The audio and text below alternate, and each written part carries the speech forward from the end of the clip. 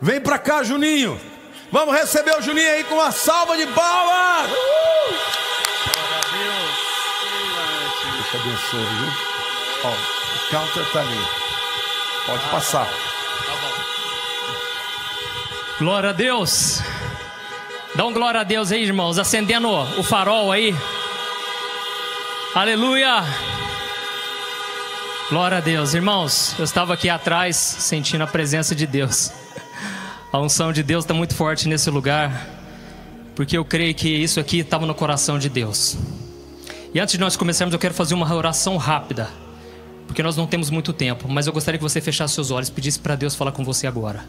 Senhor, meu Deus e meu Pai, eu quero me colocar diante da Tua presença agora, para pedir que o Senhor derrame da Tua presença, do Teu amor, que o Senhor fale aos nossos corações e que a Tua unção, meu Pai, possa entrar em cada lar, em cada casa. Em nome de Jesus, Pai, fala conosco. Amém. Glórias a Deus. Aleluias. Irmãos, vocês ouviram sobre várias coisas aqui, mas principalmente sobre os sinais dos tempos. E esses sinais que falam a respeito do que vai acontecer no futuro, eles podem mudar a nossa maneira de viver hoje, seja para o bem ou seja para o mal. Então a forma com que você enxerga o seu futuro vai definir como você vai viver no passado, no presente, a partir de agora. Tem pessoas que veem os sinais dos tempos como algo muito pessimista. Essas pessoas, elas pensam assim: todo mundo vai morrer no final dos tempos, o diabo vai vencer, o anticristo vai acabar com tudo, e no final o povo de Deus vai ser destruído, todo mundo vai se desviar, o amor vai se esfriar no coração de todo mundo. Quem pensa dessa maneira fica pessimista. Essa pessoa começa a viver de uma forma muito pessimista. Então o que acontece? A pessoa, ela perde a motivação, porque ela pensa assim: mas tudo vai acabar mesmo? Para que eu vou desfrutar da vida, sendo que tudo já vai acabar? Tem pessoas, irmãos, que pensam em não ter filhos, porque eles pensam: mas logo Jesus está voltando, e aí eu não quero que eles fiquem aqui no meio de tanta destruição. Esses dias, irmãos, uma pessoa chegou para mim na internet e ela falou: pastor, eu tranquei a minha faculdade. Por quê? Aí eu perguntei para ela: por quê? Que isso, irmã? Ela falou: não, porque Jesus está voltando. Pode parecer até engraçado, mas, irmãos, isso tem deixado muita gente deprimida, muita gente de cama, porque está aterrorizada. Isso eu estou falando para os cristãos que conhecem a palavra. Então essas pessoas muitas vezes não querem trabalhar, não querem se relacionar com as pessoas, fazer a obra de Deus. Por quê? Elas se tornaram pessoas pessimistas. Quando eram do mundo, elas não tinham conhecimento, mas agora esse conhecimento deixa as pessoas atribuladas, sem paz. E também tem pessoas que, quando vê o futuro, tudo isso que o Lamartine falou aqui, elas conseguem ver de uma forma muito positiva.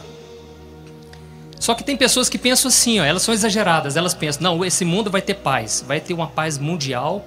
Por quê? Porque o homem, ele está evoluindo. Se for analisar, realmente, parece que antigamente acontecia cada coisa terrível, né? Então o homem está evoluindo. Então a pessoa pensa: vai ter paz mundial a qualquer momento. A pessoa, ela pensa que a fome, as guerras vão acabar, vão diminuir.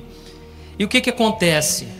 Essa pessoa, ela começa a ficar frustrada, porque passa ano após ano e as coisas não mudam como ela gostaria. Não é assim? A pessoa, ela tem uma expectativa: não, um dia vai melhorar. Aí você liga a TV, você entra na internet, só piora. E o que acontece então? Como que nós devemos reagir diante de tudo isso? Nós devemos entender uma coisa: o sofrimento, ele vai aumentar. Tudo que nós falamos aqui não é da nossa mente, é da palavra de Deus, que é imutável. Por quê? A Bíblia diz que vai haver no final dos tempos como se fosse dores de parto. E à medida em que vocês ficarem atentos e prestarem atenção nas contrações, ou seja, assim como uma grávida, vai aumentando as contrações, né? Assim, quando você olhar os sinais e perceber que está aumentando, você pode ficar atento, porque está próximo de Jesus voltar. Então a maldade do coração dos homens vai aumentar. O apóstolo Paulo falou: irmãos, saibam disso, no final dos tempos serão tempos, dias terríveis, porque o homem será amante de si mesmo, dos prazeres, homens orgulhosos, sabe? Então a maldade vai aumentar. Então qual a conclusão que a gente tem que chegar? É que ao mesmo tempo em que o mal vai crescer, os filhos de Deus também, eles vão crescer na ousadia, na santidade, eles vão assumir o chamado de Deus, amém, irmãos? Então, vai haver então essa disputa, aleluia. Nós precisamos ter essa expectativa, entendendo que Deus vai avivar o seu povo. Quem está sujo vai se sujar mais, quem está com Deus vai ficar mais crente ainda, mais firme com o Senhor. E a Bíblia diz que eles vão saber, as pessoas vão perceber a diferença, quem serve a Deus e quem não serve. É só você ver na internet, na TV, os escândalos no meio cristão. É vergonhoso o que está acontecendo, mas ao mesmo tempo é o cumprimento da palavra. Por quê? Vai chegar um tempo em que as coisas erradas, escondidas, elas vão vir à tona, porque é necessário que venha assim. Então, ao mesmo tempo que a maldade vai crescer, os filhos de Deus também vão se despertar. E aqui eu vejo, vai haver um avivamento, assim como já tem acontecido em tantos lugares, onde não havia nada do Evangelho, mas ao mesmo tempo vai vir uma perseguição. Então, o bem e o mal estarão juntos até o fim. E certa vez Jesus contou a parábola do joio e do trigo. E ele disse que o joio, que representa os filhos do maligno, eles vão crescer juntos com o trigo, que representam os filhos de Deus, os filhos do reino. E eles vão crescer até o dia da colheita. Então, irmãos, não podemos nos iludir. O mal vai crescer. E principalmente contra aqueles que não se submetem às coisas do mundo, aqueles que querem andar com Deus. Mas o Senhor é por nós até o fim. Aleluia. Então, irmãos, nós precisamos saber, nesse tempo em que estamos aqui trazendo essas mensagens para vocês, nós precisamos pedir para Deus: Deus, o que o Senhor espera de mim? Como eu posso estar preparado para o que está por vir? Então nós vamos fazer o seguinte, nós vamos fazer um panorama aqui da Bíblia. E para você entender como se preparar, como saber se preparar para esses dias, nós vamos ter que voltar lá no começo, lá no início. E a Bíblia diz em Gênesis capítulo 1, que Deus fez um homem com um propósito. Você precisa prestar muita atenção nisso. Em Gênesis capítulo 1, versículo 26 e 27, diz assim, ó: Então disse Deus: façamos o homem à nossa imagem, conforme a nossa semelhança. Olha isso, ó. Quando Deus criou o homem, Ele fez essa declaração: façamos o homem à nossa imagem. Ele estava se referindo no plural, porque Jesus estava com Deus, né? A eternidade. E Ele falou: façamos a nossa imagem, conforme a nossa semelhança. Domine Ele sobre os peixes do mar, sobre as aves do céu, sobre os grandes animais de toda a terra e sobre os pequenos animais que se movem rente ao chão. Criou Deus o homem à sua imagem, a imagem de Deus o criou, homem e mulher os criou. Aqui, irmãos, está o propósito. Se você quer saber o propósito de Deus para a sua vida, está nesses dois versículos. Aqui, se você reparar, foi citado 3 vezes a palavra imagem e 1 vez a palavra semelhança. Se você olhar no dicionário, você vai ver que é a mesma coisa. Ou seja, 4 vezes a palavra imagem de Deus foi citada em apenas 2 versículos. Ou seja, é algo muito importante que nós devemos prestar atenção, porque tudo que a Bíblia enfatiza muito é para nós prestarmos atenção. Então o propósito de Deus é que a gente seja a sua imagem e a sua semelhança. Não que a gente vai ser Deus, nós não somos Deus, irmãos, e muito menos semideus. Nós não somos nada disso, porque Deus, Ele é infinitamente maior do que nós. Deus é muito mais complexo e nós só existimos por causa de Deus. Então nós não somos Deus, tá certo? Então o que significa isso então, pastor? Ser imagem e semelhança de Deus significa que nós somos parecidos com Deus. Não na aparência física, porque Deus é espírito. Mas nós somos parecidos com Deus dessa maneira. Nós, seres humanos, temos a capacidade de pensar, raciocinar, diferente de um animal que age por instinto. Nós temos a capacidade de fazer escolhas, sem ser por instinto. Nós podemos escolher aquilo que a gente quer para a nossa vida. Nós podemos ter sentimentos, sentimentos de amor, sentimentos de tristeza, alegria, assim como Deus. Deus também tem sentimentos. Então, isso tudo é Deus colocando a imagem dele em nós. Nós temos também a capacidade de criar. Tudo que nós vemos hoje aqui foi fruto da imaginação. Isso não vem do homem, isso vem de Deus, porque Deus, Ele imaginou o mundo e Ele criou e Ele disse: haja, e tudo passou a existir. E nós também temos a capacidade de governar. E Deus, quando fez Adão e Eva, Ele fez o homem para governar, para cuidar do jardim. E depois Deus descansou. Sabe o que isso quer dizer? Deus, Ele fez, entregou nas mãos do homem tudo aquilo que pertencia a Deus, aquela capacidade de tantas coisas, para que Deus pudesse descansar e deixasse que o homem cumprisse o seu propósito. E depois Ele disse, se você continuar lendo aqui, agora vocês vão se multiplicar e vocês vão ser férteis e vão povoar toda a terra.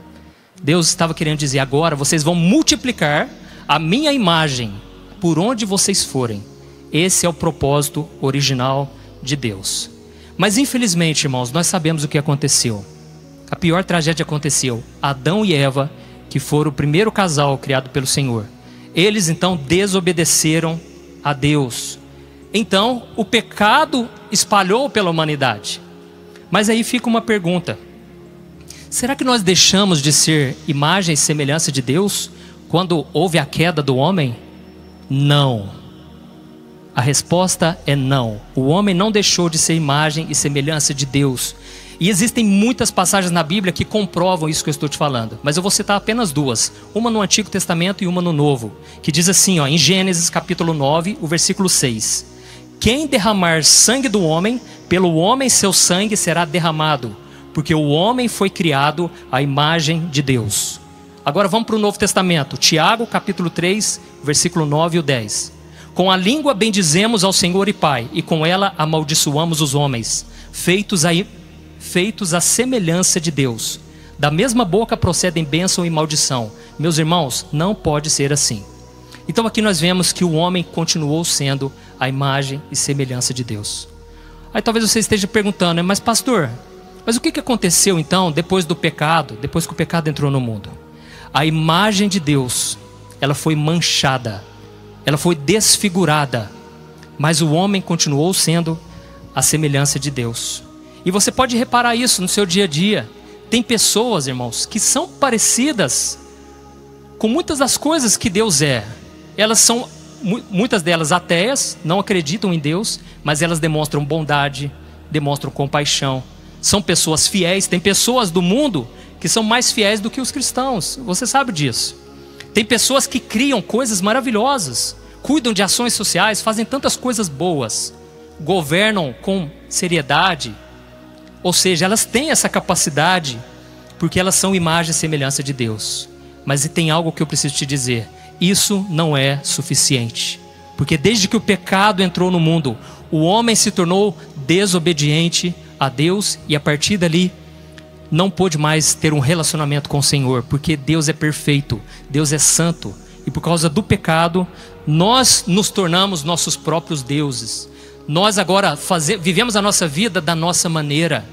É por isso que Jesus e os apóstolos diziam, convertam-se. Ou seja, você está indo numa direção, seguindo o seu próprio caminho, totalmente fora da vontade de Deus. Agora você tem que dar meia volta, você tem que se converter. Então, o que aconteceu? O que Deus fez? Deus percebeu que a humanidade se desviava cada vez mais.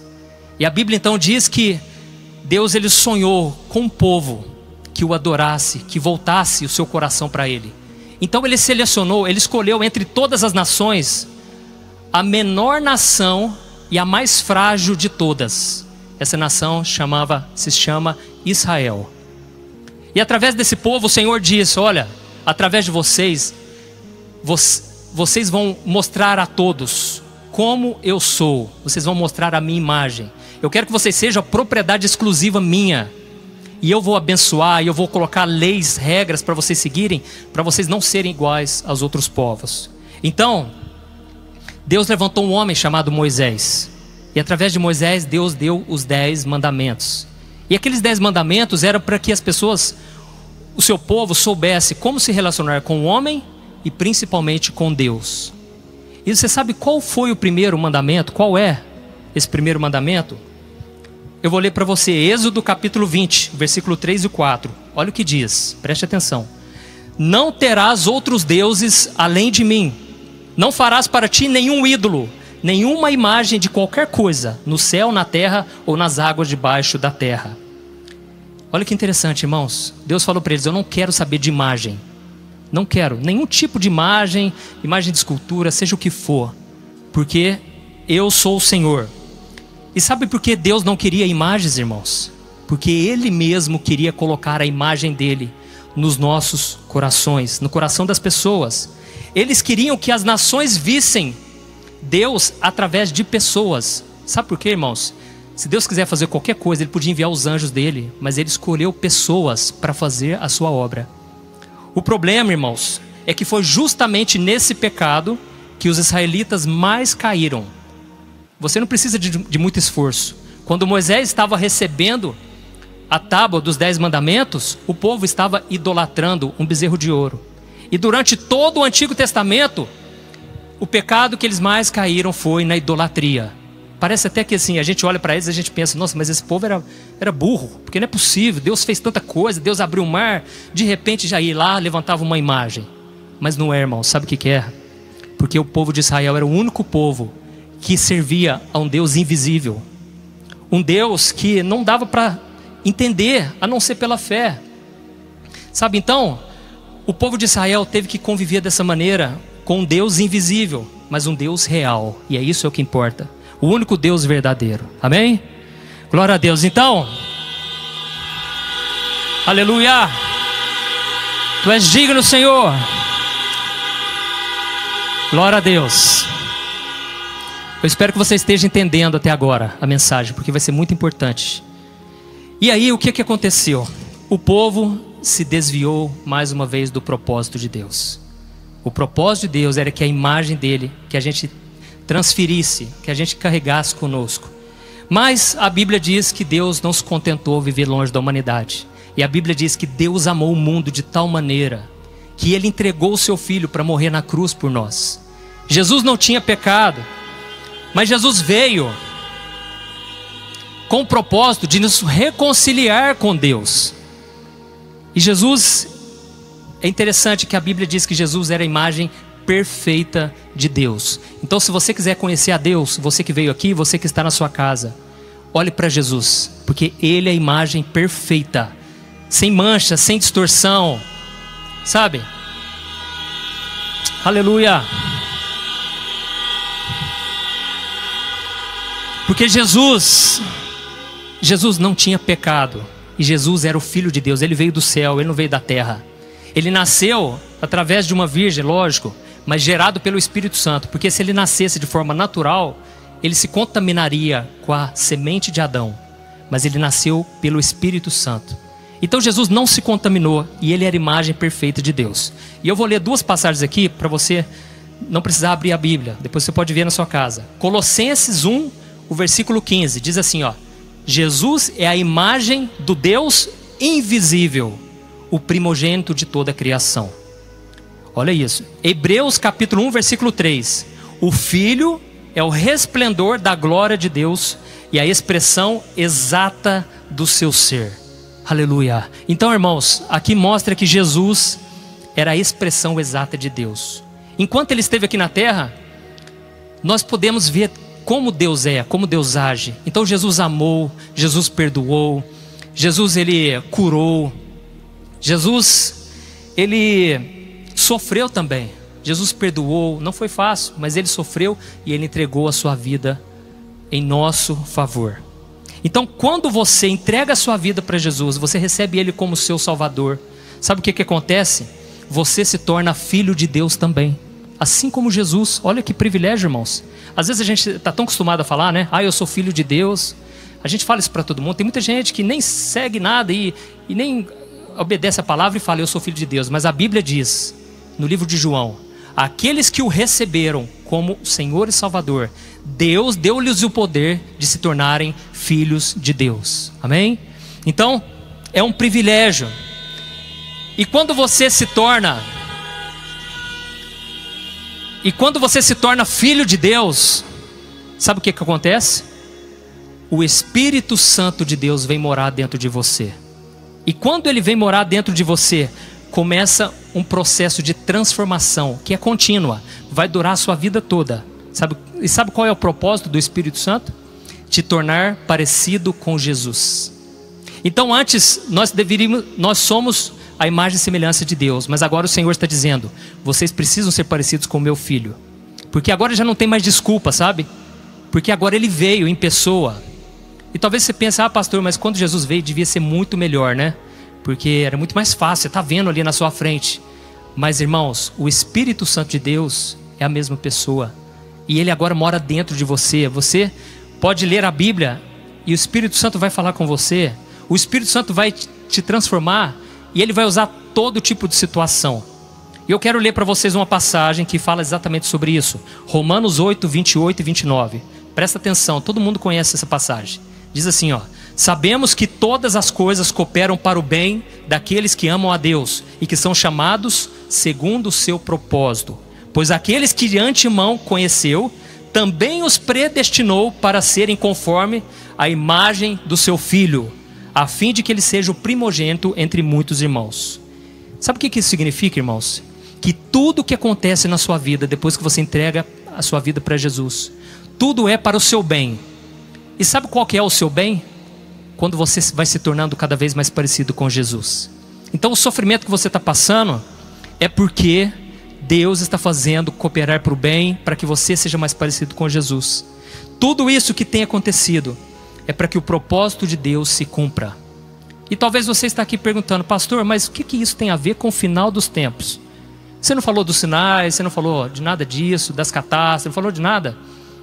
É porque é o seguinte: Jesus só vai voltar se antes a imagem dele estiver em nós. Jesus só vai voltar quando ele vê isso em nós, irmãos. E isso aqui, aleluia. Isso aqui, irmãos, é muito real. E a Bíblia diz que aquele que diz que está com ele deve andar assim como ele andou. Olha isso, irmãos, é muito forte, mas é a verdade. Então, quando Jesus subiu aos céus, a Bíblia diz que ele enviou o Espírito Santo sobre os apóstolos. E ali começou a igreja. E ali começou os milagres. Lembra do que eu falei? Vai haver avivamento e vai haver perseguição. E quando o Espírito Santo foi derramado, sabe o que aconteceu? As pessoas que antes eram pessoas pecadoras, todos nós somos pecadores, mas eram pessoas assim que ninguém acreditava, pessoas que tinham tudo para dar errado, e de repente começaram a se tornar pessoas de valor, pessoas que até ganhavam sabedoria e inteligência. E o que aconteceu? Eles começaram a demonstrar o amor. Eles não deixavam ninguém de fora, tinha que socorrer as viúvas, os órfãos. Eles, se uniram naquela época, e aquilo trouxe muita revolta, porque o mundo não aceita que nós não nos submetamos a ele, então ele nos persegue. E foi o que aconteceu. Mas houve um primeiro homem que morreu, que foi o primeiro mártir da história, que foi um homem chamado Estevão. E Estevão, irmãos, ele era tão parecido com Jesus, que o que aconteceu? Ele começou a falar para as pessoas da época com muita ousadia. Ele disse: sabe aquele Jesus que vocês crucificaram? Aquele Jesus lá ressuscitou. E ele então, naquele momento, irmão, começou a ser apedrejado. A Bíblia diz que os homens, quando ouviam aquela história, porque era muito pesado para eles, eles tampavam os ouvidos e jogavam pedra. Eu não sei como é que eles fizeram isso. Como é que você tampa o ouvido e ao mesmo tempo joga pedra? Mas foi o que aconteceu. E sabe qual foi a oração de Estevão no último momento da sua vida? Ele orou: Senhor Jesus, recebe o meu espírito. Olha isso, irmãos. Sabe o que ele fez? A oração que Jesus fez lá na cruz. Quando Jesus disse: Pai, recebe o meu espírito. Olha o quanto esse homem era parecido com Jesus, irmãos. E depois, em seguida, a Bíblia diz que ele caiu de joelhos e ele orou. Sabe qual foi a oração de Estevão? Senhor, perdoa o pecado deles, não deixe eles pagarem por isso. E lembra do que Jesus orou na cruz? Pai, perdoa-lhes, porque eles não sabem o que fazem. Irmãos, aquela era a igreja que Deus tanto sonhou, de repente estava se cumprindo. Então o amor e o perdão era tão grande no povo de Deus, que não havia espaço para egoísmo, para ódio, para raiva, vingança. Não havia espaço para egocentrismo, ninguém queria aparecer, todo mundo queria falar de Jesus. E aí vem a questão, irmãos, como que está hoje? É de chorar o que a gente vê aí fora. Crentes dando mau testemunho em todos os lugares. E a gente usa aquela desculpa, né? Não, mas você não tem que servir a Deus por causa do homem. É verdade, irmãos. Nós temos que olhar para Jesus, mas biblicamente, irmãos, nós precisamos sim. Eu preciso olhar para você e ver Jesus em você. Você precisa olhar para mim e ver Jesus. Amém? Glória a Deus. Aleluia. Então, irmãos, eu quero encerrar aqui dizendo para você uma coisa. A Bíblia diz que Jesus, Ele é o noivo. É uma figura de linguagem. Mas Jesus é o noivo. E Ele só vai voltar para uma noiva que é santa e pura. É uma noiva que se preparou para encontrar com Ele. E eu tenho uma notícia para te dar. Jesus vai conseguir. O que Ele vai conseguir. O que Ele quer. Você pensa que os planos de Deus podem ser frustrados? Não podem. Deus vai cumprir a vontade dEle. Ele vai realizar. A Bíblia diz que quando Jesus estava na cruz, Ele se alegrou. Aliás, a Bíblia diz que antes dele ir para a cruz, a Bíblia diz que ele previu que um dia a igreja seria transformada. E ele então se alegraria com o seu penoso trabalho, porque foi um sacrifício terrível. Mas o sonho de Deus é esse. E Ele vai conseguir, nem que seja para tratar com a igreja. Porque a Bíblia diz que o julgamento vai começar pela casa de Deus. Ah, irmãos, o negócio vai pegar. O julgamento vai começar pelo povo de Deus. Então é hora da gente parar de brincar. É hora da gente entender que tem que ser levado a sério. Então uma coisa você precisa entender. Diante de tudo isso, não vai ser no seu esforço. A sua boa vontade de querer mudar de vida não vai adiantar nada, irmãos. As nossas obras não servem para nada. Tem que ser os frutos do Espírito Santo. E para você deixar que o Espírito Santo coloque os frutos dentro de você, que eram os mesmos que estavam em Jesus, você tem que deixar o Espírito Santo governar a sua vida. Em primeiro lugar, deixar que Jesus entre na sua vida. Em segundo, depois deixar o Espírito Santo governar a sua história. Amém?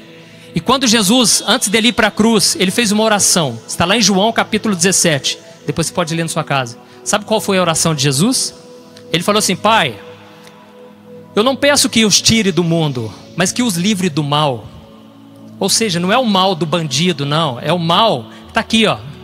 Sentimento de raiva, não perdoa, sabe, guarda mágoa, ira, inveja, ciúmes, tantas coisas. E ele falou assim: ó Pai, e eu oro por aqueles que um dia vão crer em mim, para que eles sejam um, assim como eu sou um com o Senhor, ó Pai. Então a oração de Jesus era essa, para que nós pudéssemos demonstrar um amor tão grande, tivéssemos o mesmo coração, a mesma santidade, para que a gente se tornasse parecido com Ele. Então, irmãos, nós podemos responder essa oração de Jesus. Ele está esperando isso. Amém? E eu quero fazer parte. Eu quero fazer parte daqueles que vão se encontrar com o noivo, que é Jesus. Eu creio que você quer também. Mas para isso nós precisamos nos santificar. Precisamos deixar que Jesus mude a nossa história. E só para a gente encerrar, eu vou ler um último versículo, última passagem. Apocalipse, porque nós começamos com Gênesis, lembra? E agora nós vamos encerrar com Apocalipse, que é o último livro. Apocalipse 19, versículos 6 e 8. Então ouvi algo semelhante ao som de uma grande multidão, como o estrondo de muitas águas e fortes trovões, que bradava: Aleluia! Pois reina o Senhor, o nosso Deus, o Todo-Poderoso. Regozijemo-nos, vamos nos alegrar e dar-lhe glória, pois chegou a hora do casamento do Cordeiro, e a sua noiva já se aprontou, pois foi-lhe dado para vestir-se linho fino, brilhante e puro. O linho fino, presta atenção, o linho fino são os atos justos dos santos. Irmãos, nós precisamos nos aprontar, ficarmos preparados para nos encontrarmos com o Senhor Jesus. Aleluia! Aleluia! Irmãos, essa foi uma visão que João teve, que o casamento chegou. E Jesus, o noivo, estava pronto. Ele ia se casar com a noiva porque ela também se preparou. Ou seja, ela buscou a santidade. A santidade, irmãos, ela não salva, ela é uma consequência. Primeiro você precisa ter Jesus. Você precisa arrepender dos seus pecados, pedir perdão ao Senhor. E quando Jesus entrar, aí você tem que começar uma vida agora diária, de tomar a sua cruz, negar a si mesmo e seguir os passos do Senhor Jesus. Amém? Glórias a Deus. E o que eu quero dizer, antes de nós encerrarmos, tem muitos líderes, irmãos, que precisam ser tratados. Por quê? O que acontece hoje em dia? As pessoas estão tão desesperadas, precisando de uma palavra, de uma ajuda, elas recorrem ao pastor, ao profeta, ao missionário. Só que nós não somos mediadores entre Deus e os homens. Quem é mediador é Jesus. Sabe quem que nós somos? Nós somos amigos do noivo. Quando eles chegaram para João Batista, eles perguntaram: João Batista é o Senhor mesmo, o enviado de Deus? Eu falei: não. Eu não sou o Cristo, eu sou amigo do noivo. O noivo se prepara para a noiva. E ele então, ele disse que o papel dele era apontar Jesus. E sabe o que ele falou? O amigo presta serviço ao noivo. E o que o atende, o ouve, enche-se de alegria quando ouve a voz do noivo. Esta é a minha alegria, que agora se completa. É necessário que ele cresça e que eu diminua. Então esse é um recado para toda a igreja, para todos os líderes. Vamos parar de falar de nós mesmos. Vamos defender o nome de Jesus, falar do nome dele. Porque ele é o Salvador. Aleluia. E a nossa alegria tem que estar em preparar a noiva. E nós também somos a noiva, eu também sou a noiva, eu também preciso me preparar. Amém? Então eu quero que você feche seus olhos agora, nós vamos fazer uma rápida oração. E eu quero que você entregue a sua vida para Jesus, irmão. Não perca mais tempo. Você não vai fazer isso por mim, faz por você. Se tiver muita gente na sala de casa aí, e você tiver vergonha, porque afinal, às vezes vocês não costumam falar de Deus, não tem problema, irmão. Simplesmente peça licença, fala: não sei quanto a vocês, mas eu vou orar. Essa é uma decisão muito séria, irmãos. Essa mudou minha vida, viu? Um dia eu posso contar meu testemunho, mas você precisa abrir o seu coração, porque é essa decisão que vai te garantir o lugar no céu. Não é as suas obras, mas é a graça. É um favor imerecido, você não merece, mas tem perdão para você hoje, amém? Vamos orar. Senhor, meu Deus e meu Pai, eu coloco diante do Senhor estas vidas que estão agora estendendo e orando por Ti, ó Deus, precisando do Teu socorro, mais do que isso, precisando da salvação. Jesus, entra em cada lar agora. Jesus, nós, Senhor, não temos capacidade alguma de sermos imagem e semelhança de Ti, Senhor, mas através do Teu Espírito Santo nós posso todas as coisas naquele que nos fortalece. E eu te peço, Jesus, escreve o nosso nome no livro da vida, perdoa os nossos pecados, Jesus. Lava, manda para bem longe os nossos pecados, Senhor. Queremos ter uma nova vida contigo a partir de hoje. Em nome de Jesus, Senhor, que a partir de hoje o Senhor nos ajude a perseverarmos até o fim. Quando nos encontraremos com o noivo, quando cearemos com Ele para sempre. Em nome do Senhor Jesus, que haja, Senhor, muita salvação. E eu profetizo bênção sobre a tua casa, sobre a tua vida, que a unção do Espírito Santo percorra cada canto da sua casa, principalmente do teu coração. Senhor Jesus, salva essa multidão, Senhor, que não fique ninguém de fora do grande arrebatamento, do encontro com o Senhor nos ares, que a gente venha a ser uma noiva santa e preparada para encontrar contigo. Aleluia, glórias a Deus, aleluia. Dê um aplauso ao Senhor. Pode buzinar, pode acender as luzes. É para ti, Jesus. Aleluia. Glórias a Deus. Glórias ao teu santo nome. Aleluia. Glórias.